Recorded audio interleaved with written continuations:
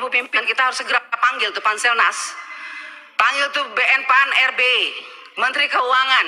Apa dasarnya mereka transfer? Sekarang mau saya dengar, Bu, sudah ini awal tahun ini ditransfer lagi untuk P3K, tapi diangkat-angkat enggak. Terus uang ini untuk siapa? Terus siapa yang mengawasi uang ini? Terus tangisan air mata P3K yang sudah lolos passing grade, siapa yang harus menghapus air mata mereka itu siapa? Kalau bukan kita sebagai wakil rakyat, kalau bukan Anda sebagai menteri, siapa? Hanya kita yang bisa.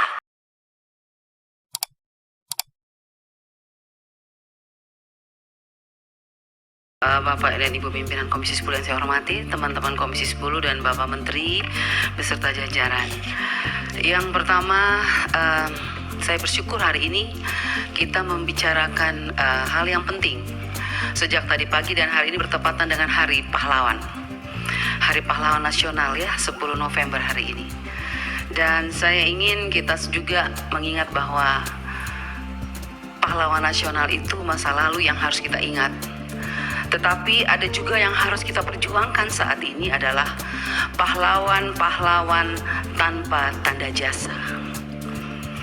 Guru-guru honorer yang sudah mengabdi belasan tahun di daerah-daerah terpencil, yang sampai hari ini masih menangis karena mereka tidak pernah merasakan keadilan dari pemerintah. Mereka yang sudah mengabdi di desa-desa, di pelosok-pelosok, yang harus menyeberang sungai, yang harus langgar kali, kalau orang NTT bilang, ya, yang kadang-kadang kalau banjir taruhan nyawa. Tetapi sampai hari ini mereka tidak bisa masuk lolos P3K. Itu yang pertama. Saya minta perhatian Pak Menteri dan seluruh jajaran untuk guru-guru yang ada di pedalaman, yang sudah mengabdi belasan tahun, Pak, bukan 1-2. Dan saya juga mau ngangkat di Hari Pahlawan ini.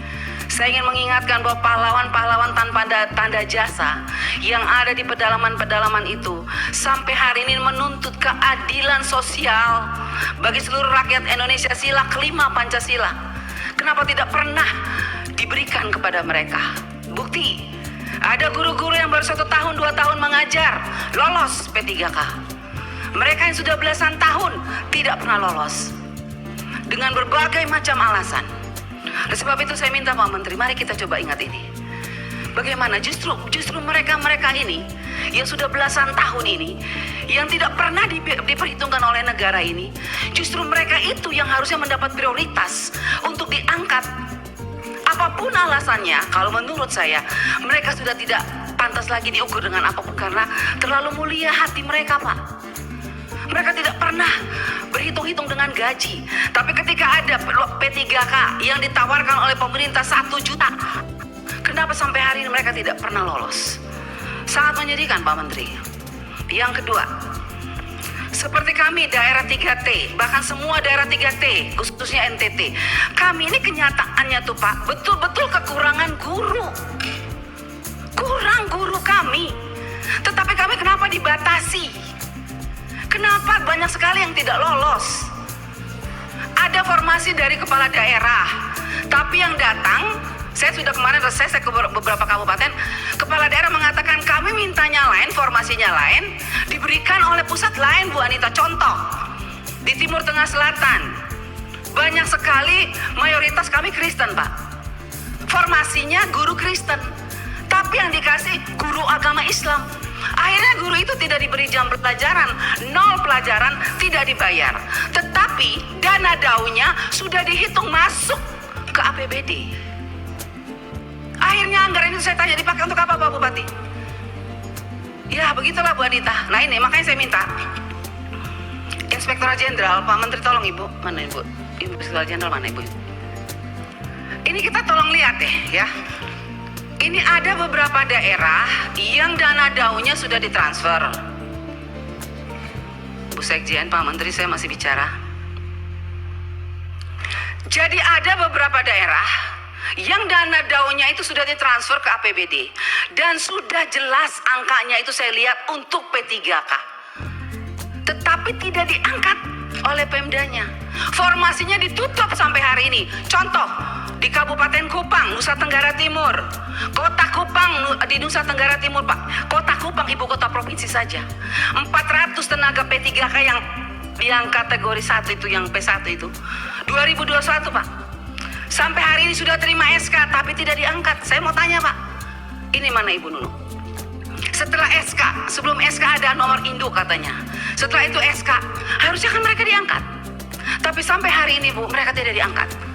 Dan saya lihat, saya ikutin terus perkembangannya. Kenapa tidak diangkat? Uangnya sudah ada. Bahkan sekarang 2023 ditambah lagi anggarannya. Saya bingung ini. Ini prinsip penganggaran P3K yang ditransfer dari Menteri Keuangan ke daerah tuh pakai prinsip yang mana ya? SK dulu baru ditransfer uangnya, artinya kalau sudah ada SK berarti mereka harus diangkat. Tapi kok ini sudah ada SK alasannya NIK, padahal NIK itu dasar pembuatan SK. Ini pemerintah daerah bolak-balik ini. Saya minta tolong nanti Ibu Inspektur Jenderal, kita apabila perlu Pak Menteri dan Bu Nunu. Kalau tadi saya senang sekali Bu Nunu bilang ada kenaikan 42% setelah rakor. Coba Bu, sekarang saya ajak nih kementerian kita rakor di daerah. Ya, jadi jangan hanya kementerian rakor dengan para bupati, gubernur di daerah selesai. Guru-guru honorer tidak tahu di bawah. Saya mengajak, Pak, mari Bapak Ibu yang ngurusin P3K, kita rakor di daerah. Dudukan kami anggota DPR RI dengan bupati dan gubernur dan panitia seleksi nasional.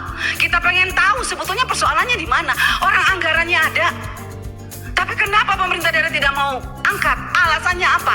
Dana DAU kurang. Setelah kita lihat DAU-nya nggak kurang, berlebihan malah. Nah ini persoalan. Jadi saya minta ini Bu, contoh Kota Kupang, Kabupaten Kupang. Kita segera turun, kita lihat. Mereka tuh sangat gelisah saat ini karena apa? Lulusan-lulusan yang passing grade 2001 nih kita bilang. Padahal sekarang kita sudah mau tentukan anggaran 2022, 2023, tapi 2001 belum selesai. Selesaikan dulu 2021. Lolos passing grade sangat banyak, tapi dicuekin oleh daerah. Pertanyaan saya kepada Pak Menteri, Anda sebagai Menteri Pendidikan yang punya guru, tenaga honorer yang kita tahu bahwa NTT itu sangat membutuhkan tenaga guru. Persoalannya Pak Menteri kok diam aja ya? Enggak, maaf Pak Menteri. Kalau menurut saya Anda hanya diam, Anda hanya sibuk urusan secara nasional. Lihat dong ke daerah. Ini banyak guru-guru yang lulus passing grade, Pak, menangis. Karena apalagi Bu, mereka dengar katanya tanggal 13 ini ditutup ya, Bu Nunu ya. Ditutup. Mereka bilang, Ibu kalau sudah ditutup maka nasib kami seperti apa? Kami harus tunggu tahun depan lagi. Kalau daftar tahun depan lagi turun dari P1 ke P2 lagi. Padahal mereka lulus sekarang nih. Nah jadi saya minta tolong Pak, kalau bisa untuk kita selesaikan masalah di daerah, saya minta untuk tanggal pendaftaran yang batas tanggal pendaftaran pendataan ini tanggal 13, saya minta diperpanjang. Kita selesaikan masalah, kita jangan lompat nggak jelas Pak. Saya minta diperpanjang, bila perlu Bu pimpinan, melalui pimpinan, saya minta Bu kita harus undang tuh Panselnas tuh. Duduk Bu, kita bicara bagaimana sih mereka transfer uang. Kok enak sekali bupati, gubernur dan segala macam.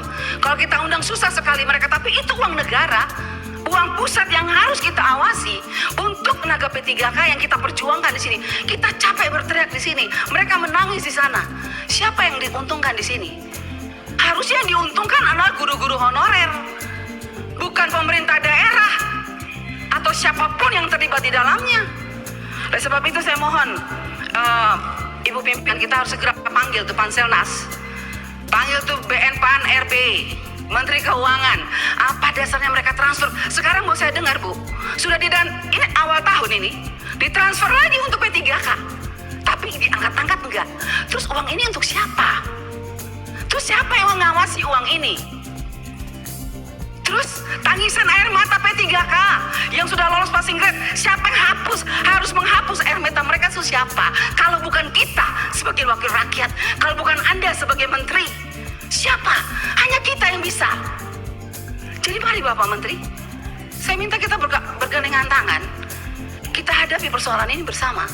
Kita turun ke daerah, kita tunjukkan sama P3K bahwa kita di pusat sudah berjuang. Siapa yang mempersulit mereka di daerah?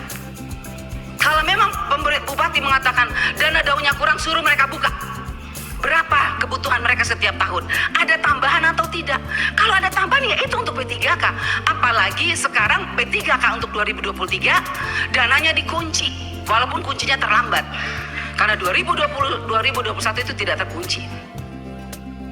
Ini penting Bapak Ibu. Jadi sebetulnya yang kita ngomong dari tadi ini persoalan sudah ada Bu. Uangnya sudah ada di daerah. Cuman persoalannya kepala daerah tidak mau angkat. Alasannya dana ada kurang. Coba hitung, saya sudah hitung. Kota Kupang ada kelebihan, Kabupaten Kupang ada kelebihan, tapi bupati tidak mau. Nah ini, jadi saya bilang kita harus sama-sama. Dan saya minta Pak Menteri menjadi fokus Pak Menteri untuk menyelesaikan ini, supaya Bapak juga jangan terlalu beban bahwa memang kesalahan bukan hanya pada pusat. Di daerah juga ada, mari kita selesaikan bersama. Makanya saya usul rakor di daerah, ajak kami anggota DPR RI. Biar jelas, clear. Bila perlu dudukin itu DPR provinsi, DPRD kabupaten, supaya mereka tahu ini uang APBN yang berubah jadi APBD, yang tidak bisa mereka pakai seenaknya, khusus untuk P3.